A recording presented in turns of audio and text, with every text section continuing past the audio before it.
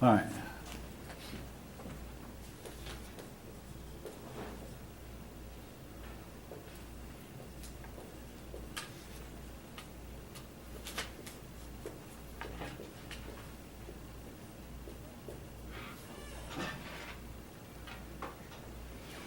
Basically, her plan was to put a house of refuge in a poor section of Chicago in an attempt to help the poor. I mean, the attempt is noble. And again, I'm not faulting her for the attempt. At least she was not a government person. I mean, when the government tries to help the poor, the result is disastrous. She tried to help the poor. And I want to compare her to Mother Teresa, who did the same thing a couple of generations later. They both had to learn a few lessons. In the case of Mother Teresa, one day someone offered, hey, you need a telephone. Oh no, I want to be as poor as the people I help. But finally someone convinced her she could help the poor better if she had a telephone than she could if she didn't. Then someone else offered her a truck, and oh no, I'm poor, I can't. But finally she realized she could help the poor better if she got a truck.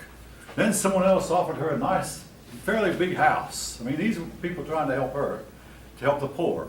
No, I can't. But finally she accepted a house. She finally learned the only way you can help the poor is to become rich. As for Jane Addams, she finally learned the only way you can help the poor is to get involved in politics. And folk, you can't do that without getting your hands dirty.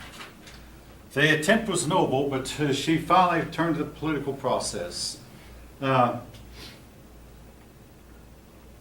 the meantime, your churches were trying to help by forming a new gospel called the social gospel.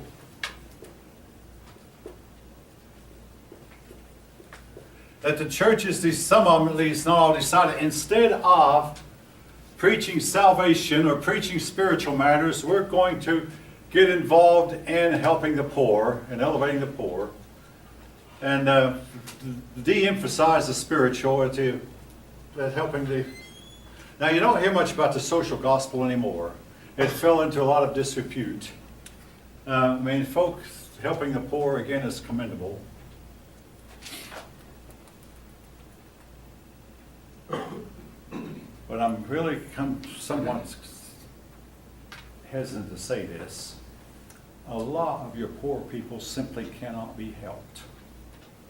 Some of the time they don't want to be helped. They don't want to live any better than they are. They don't want the responsibility. I mean, hey, we have people living in our world today who are in prison, but they don't want to get out. I can tell you a story of a man who got out of prison one day, found in no time flat, he found himself deep in debt. Then he had an affair with a married woman. He felt really, really badly about it. And finally, he deliberately committed a crime in order to be sent back in. After a few years, though, he was willing to behave himself once he got out. Now, the point I'm trying to make is you have some people who become so permanently institutionalized that they can't function as a free person. And some people become so permanently ingrained in poverty that they can't function with anything called money, at least not any amount of it.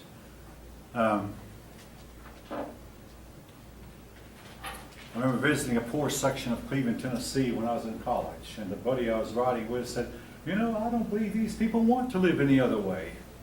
Other people had come to the same conclusion. An area of Cleveland called Hillview. I doubt any of you have heard of it, but in those days it was the poor section of town, and the people who were living there, if they wanted to live any other way, they didn't act like it. But helping the poor, noble though it is, in some cases it is just next to impossible. Now, Italians came over in droves, Germans came over, Irish came over. A lot of these people were disliked. Now, I know some of you are going to think, they were disliked because they were Catholic. Well, that's largely true too. Particularly the Irish were mostly Catholic, and the Italians were mostly Catholic. The Germans were not. But the Irish, Germans came over, but they were also disliked because they were drinking at a time when there was a strong movement on to curb drinking. Now, the movement to curb drinking not only came from women like Jane Addams or Frances Willard or the temperance people, but factory owners wanted their workers to come into work sober. They tried to encourage churches to get their people to stop drinking. Factory workers can cause a lot of accidents if they come in drunk. So there was a practical reason. Now, women began to organize into unions, particularly at a woman's factory in New York City. 10-story building, a big fire occurred. When the women started to get out, they found the doors were locked. Now, folks, about the time some of you were born, there was a movie about Joe Clark. Joe Clark was principal of a school there in New Jersey. And Joe, some of you not have you seen it. Joe Clark tried to lock the doors of his school one time to keep dope peddlers out. The fire marshal heard of it and said, no, the doors of your school must always be, what if there's a fire occur and your students be trapped? So Joe Clark had to unlock his doors. Again, I mean, I can see the point of the fire marshal. But anyway, it's regulation. While we're inside here, folk, the doors of this building are unlocked. Now, they'll be locked once we leave. But also, today's locks, a person inside can always open them. Well, in the case of this fire in New York, the women found that the doors were locked. The boss had done it to keep the women from leaving once they're inside. When the fire broke out, the women could not escape, and a bunch of them jumped from 10 stories, and none of them survived the fall. None of us know what we do, but I've often what would have been like to have been in the Twin Towers when the planes hit and the Twin Towers were set on fire. People jumped from 1,000 feet up, 900, 800 feet up. None of them survived the jump. But again, this, though, created a big concern. Well, should we allow women to work under such conditions? Finally, the Supreme Court ruled in favor of the women in a case, Mueller versus Oregon. You might notice I write the names of ships and the names of Supreme Court cases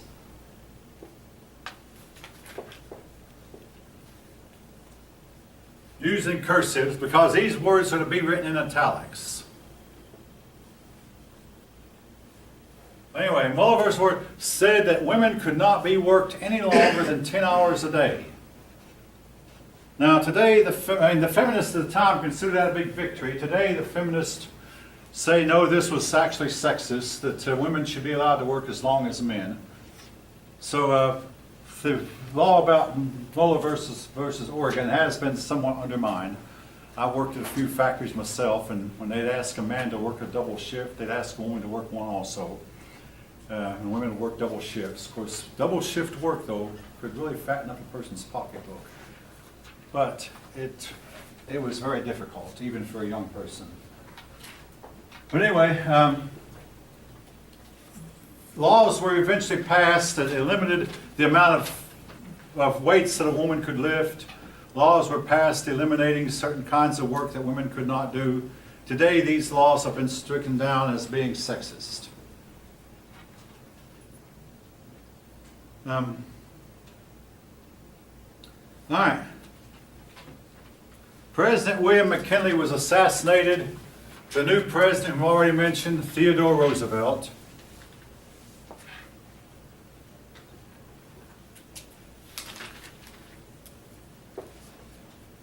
Here's the story of how Roosevelt got to be president.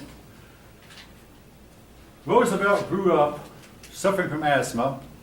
Many a night he had to sit up because he could not lie down. If he lay down, he could not breathe. He lost a whole lot of sleep. He was a weakly, sickly child. As an adult, he was not supposed to have been allowed in the Army, but the Army did not have its strict standards, so he managed to get in. He managed to lead a group of people. To make up for his weakness, he tried to prove himself to be robust and strong. Also, during the Civil War, his father had paid $300 to get out of the draft, which was legal in those days.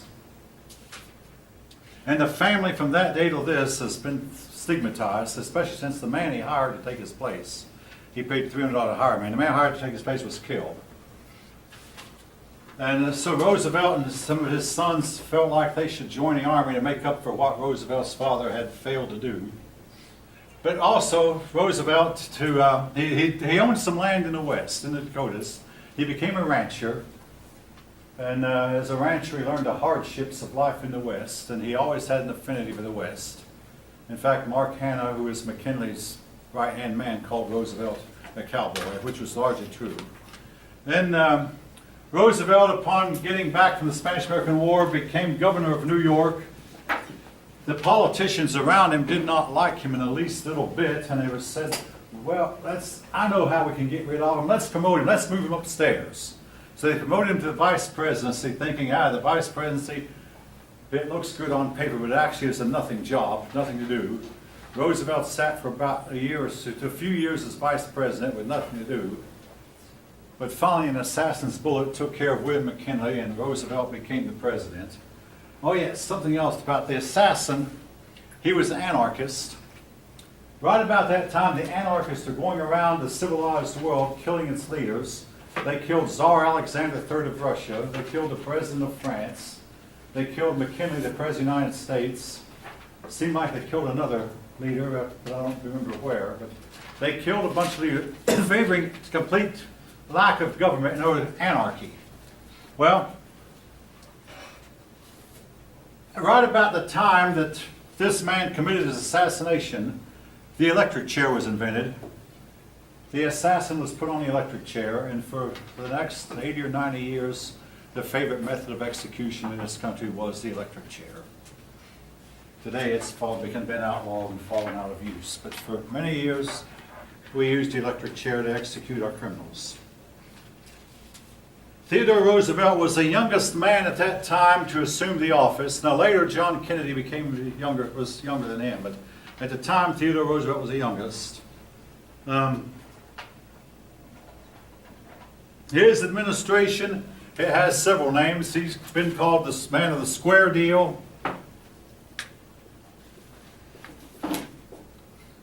the trust buster,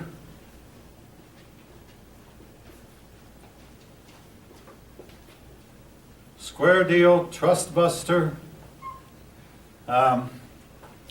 He called his office the bully pulpit. No, he said, I'm a preacher.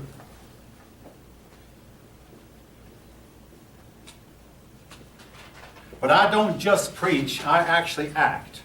And I can act like a bully when I want to. So he called it at the White House the bully pulpit, where he would put his teaching, his speeches into action. Now, I'll start off with the trust buster. There was the Northern Securities.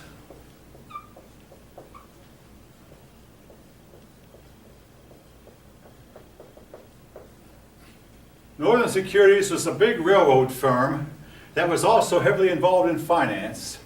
And they took over all the railroads in their part of the country, and much of the finance also. Roosevelt decided this was not fair, their business practices were unfair, so he prosecuted them using the Sherman Antitrust Act.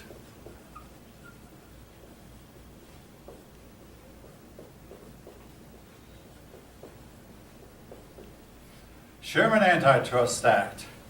Now, the Sherman Antitrust Act had been passed long before Roosevelt ever got into politics. In fact, when Roosevelt was too young.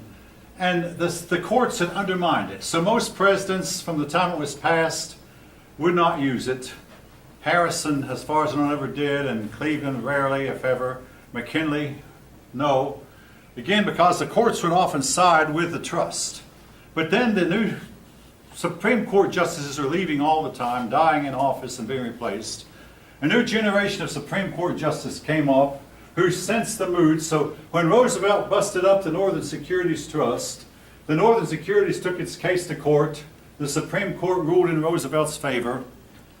And Roosevelt then went on to prosecute, let's see, I don't see the number here right in front of me, but it was more than 40 trusts, and he got the nickname of Trust Buster.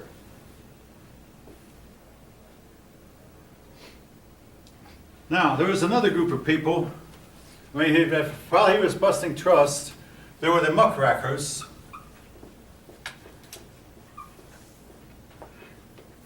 These were people always finding fault, whether it be with the government or finding fault with business, finding fault with anything they could find fault with. It came from a book called Pilgrim's Progress, where that there was a certain man who had spent his whole life looking for trouble, looking for faults, and when he got to heaven, all he could do was look down the ground for dirt. And they tried to reward him. Hey, you've done a good job. You've exposed faults. And no, he was too busy looking on the ground, looking for dirt to accept any kind of reward. But anyway, these people were called muckrakers. Roosevelt sided with them also, particularly when he got past the Pure Food and Drug Act.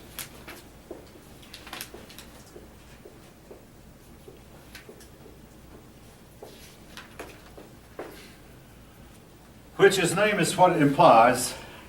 It was whether the government had a right to inspect food and make.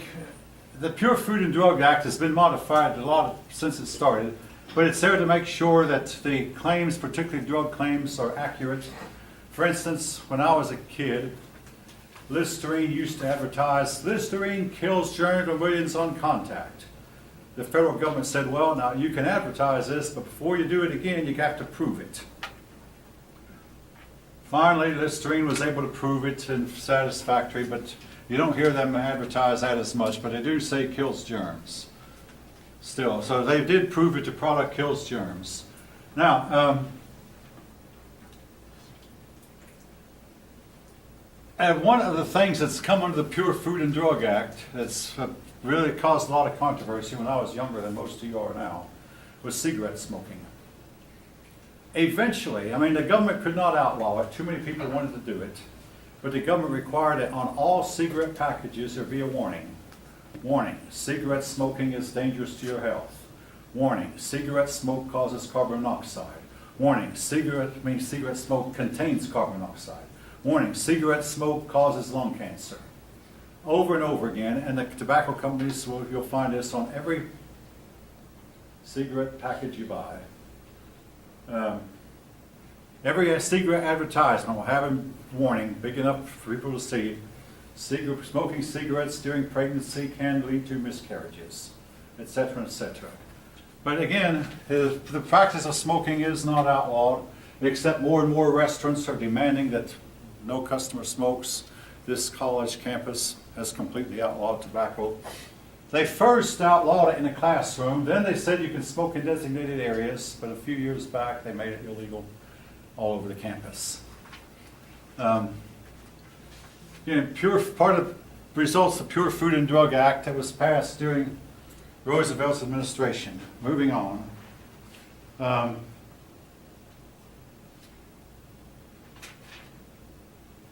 He set up national parks, preserves where hunting would not be allowed. And these national parks he set up are still in existence to this day, a lot of them. The biggest one being Yellowstone, the next biggest one being Yosemite. And right here nearby we have the big national forest, Allatoona National Forest. Covers several square miles, I don't know how many. Areas where the people are not allowed to build their houses, areas where the people are not allowed to live, where the factories cannot set up, business cannot set up, except right along a roadway. Reserves where that hunting is not allowed, where that wildlife is allowed to flourish. He is credited with starting where he set up the first national parks. All right. His famous saying, speak softly but carry a big stick, that takes us up to Latin America. Before we get into that, be back in about 10 minutes, folk.